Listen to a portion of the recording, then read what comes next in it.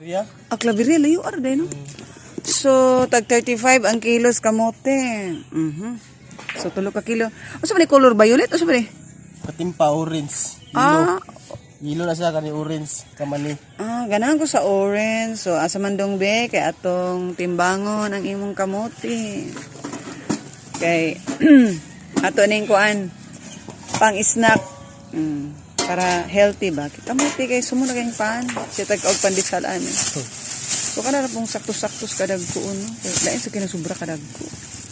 Okay. Mauni lang kamote. O pa ba na nagabatog 3 ka kilo? Amay ko aning be. Yan ka naman ina. Isa kay ko ganagdag ko ra kaayo.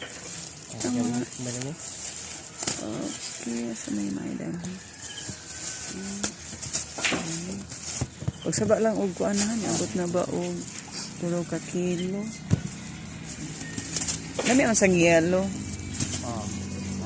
Okay. So gika taga Claveria de ka? Tagay mo og. Abi na kog taga Claveria ka ni anhi lang gika dire. Bugna man gugas Claveria man ang gwapo ilang kuan na. Repit de. Sabay may ande. Repit. Oh.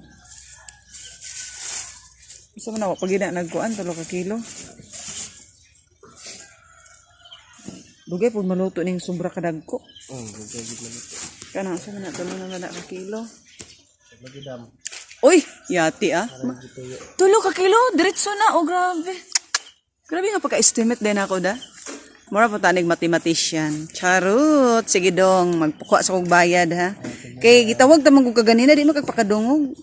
So, na ang 3 ka kilong kamote, mga mams. Para ni sa atong snack unya. Oh my God.